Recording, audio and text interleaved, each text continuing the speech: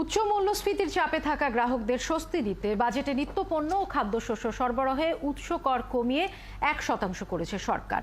এতে খরচ কমেছে গুঁড়ো দুধ, চকলেট, ল্যাপটপ, কিডনি ডায়ালাইসিস সহ ডেঙ্গু টেস্ট কিটের। তবে তামাকজাত পণ্য, পানির filter, LED bulb, computer, mobile ফোনে কথা বলা ও ইন্টারনেট সহ বিশেষায়িত হাসপাতালে চিকিৎসায় খরচ বাড়ছে। বাজেটে পণ্যের দাম বাড়া কমার খবর জানাচ্ছেন রিয়াজ সেজান। এমনিতেই তীব্র গরম, তার মধ্যে বাজেটে নতুন করে শুল্ক ও কর আরোপে উত্তাপ ছড়াতে পারে পণ্যের দাম। আর এই গরমে আইসক্রিম খাবার আগে একটু ভাবতেই পারে, কারণ দ্বিগুণ বেড়ে আইসক্রিমের শুল্ক আরোপ হচ্ছে 10%।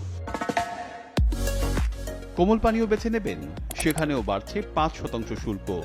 এছাড়া এসি, ফ্রিজ উৎপাদনে ভ্যাট বাড়ছে 2.5%। কম্প্রেসার আমদানিতে বাতিল হচ্ছে শুল্ক সুবিধা। 10% আমদানি শুল্ক যুক্ত হচ্ছে এলইডি বাল্ব, জেনারেটর আমদানিতে। দেশে কাজু বাদাম চাষে উৎসাহ দিতে 5% শুল্ক বাড়ছে কাজু বাদাম আমদানিতে। ফুল ও ফল আমদানিতে উৎসে কর বেড়ে হচ্ছে 10%। এবার শুল্ক বৈষম্য কমাতে সংসদ সদস্যদের গাড়ি আমদানিতে খরচ বাড়ছে। 25% সম্পূরক শুল্ক ও 5% ভ্যাট যুক্ত হচ্ছে এবার। ভাবছেন এত সব বাড়ার খবর, ফোনে কাউকে বলবেন, খরচ বাড়ছে সেখানেও।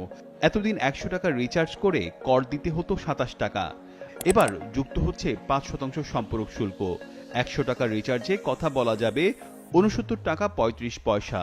বাড়ছে সিম কার্ড খরচও। ভাবছেন ইন্টারনেটে বলবেন, সেখানেও বাড়ছে 5% কর। ধূমপায়ীদের জন্য এবার দুঃসংবাদ, 5% বাড়ছে সিগারেটের খরচ। 10 গ্রাম জর্দা কিনতে খরচ পড়বে 48 টাকা। তবে কি ঘুরতে যাবেন? অ্যামিউজমেন্ট বা থিম পার্কের ভ্যাট 7% থেকে বেড়ে হচ্ছে 15%। তুলে নেওয়া হচ্ছে ট্যুর অপারেটরদের কর অব্যাহতি। তবে কি নিশ্চিন্তে ঘুমাবেন?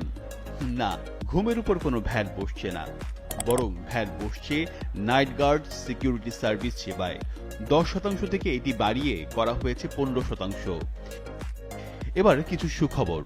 এতদিন গুঁড়ো দুধের ওপর কর দিতে হতো 89.32%, এবার সেটি 58.60% করা হচ্ছে।